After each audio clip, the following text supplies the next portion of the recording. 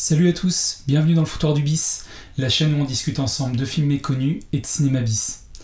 Aujourd'hui on va revenir à de la comédie familiale, à du fun et du fantastique aussi avec Teen Wolf, réalisé par Rod Daniel en 1985. Alors à ne pas confondre avec la série de 2011 ou encore le long métrage de 2023 qui serait apparemment une suite à cette série. Non, on parle bien ici du film avec notre Michael J. Fox préféré et d'un teen movie qui sent vraiment bon les années 80. Allez, on y va pour le synopsis. Scott Howard, un adolescent vraiment banal, n'aspire qu'à jouer au basketball et rencontrer des filles. Sa vie va se retrouver chamboulée le jour où il découvre qu'il n'est autre qu'un loup-garou. Ces transformations vont rapidement attirer l'attention et Scott va s'en servir pour accroître sa popularité auprès de la belle Pamela.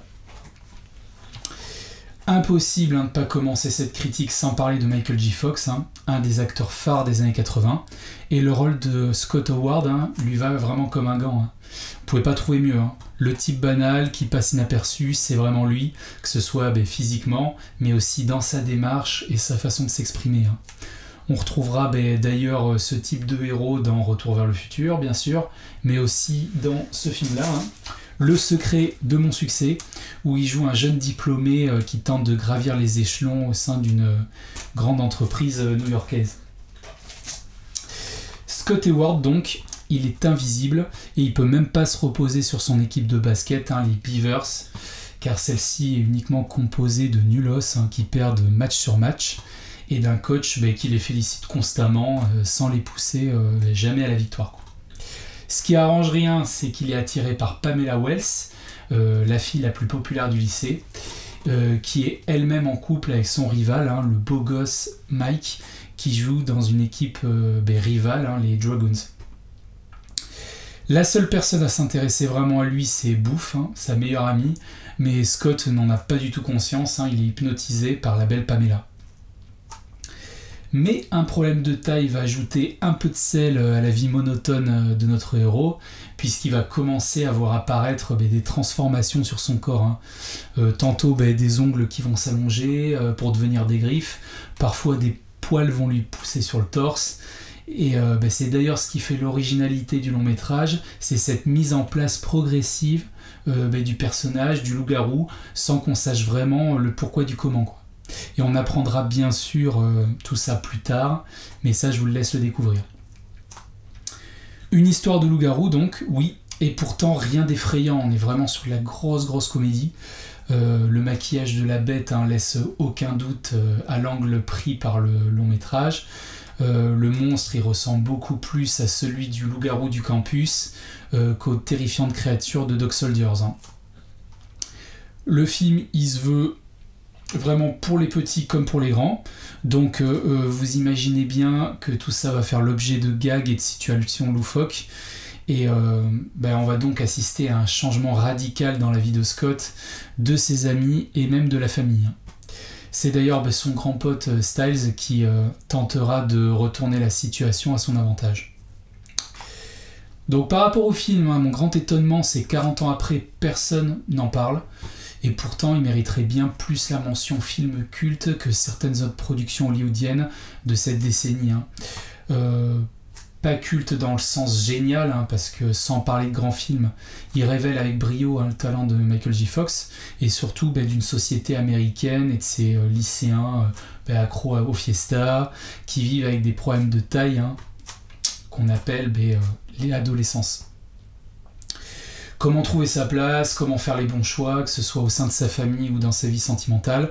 Bref, pas mal de sujets qui ont dû parler à un grand nombre à l'époque.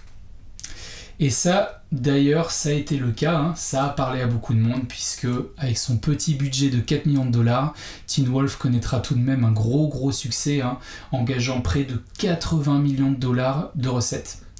Et on comprend pourquoi. Il y a fort à parier que les jeunes de l'époque sont vraiment identifiés au personnage, notamment Sweet Scott. C'est un lycéen vraiment ordinaire, presque invisible, qui devient soudainement populaire malgré lui. C'est le rêve d'à peu près tous les adolescents. Donc comme je le disais, Teen Wolf, c'est signé Rod Daniel, hein, qui brille pas vraiment par sa filmographie. Hein. On lui devra tout de même Beethoven 2, une suite sympa, hein, des aventures du plus célèbre des Saint-Bernard. C'est quand même loin d'être un tâcheron, mais on va pas vraiment dire qu'il brille par sa mise en scène.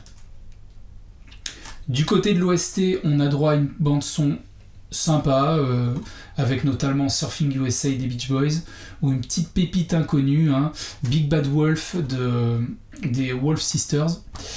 Et concernant les musiques d'ambiance spécialement créées pour le film, ben, là c'est assez oubliable, hein, il n'y a aucun thème qui m'est véritablement resté en tête, ça fait le boulot, rien de plus.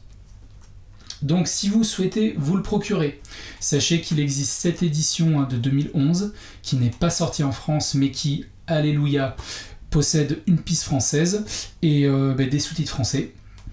Malheureusement on déplore aucun bonus, hein, mais la qualité est au rendez-vous pour pas trop cher sur la plupart des revendeurs sur internet, hein, je vous le recommande. Donc c'est l'heure de la note pour cette petite série B sympatoche. Je lui attribuerai 13 sur 20, hein. J'ai passé un agréable moment et certaines scènes m'ont arraché vraiment quelques sourires. C'est frais, décomplexé et jamais lourdingue. Pour passer une bonne soirée en famille, c'est parfait. Les amis, j'espère vous avoir donné envie de voir ce film. Si vous avez apprécié cette vidéo, comme d'habitude, prenez une demi-seconde pour mettre un petit pouce bleu, ça fera plaisir. Vous abonner et laisser un petit commentaire, je manquerai pas d'y répondre. Prenez soin de vous et à bientôt pour une prochaine pépite. Ciao!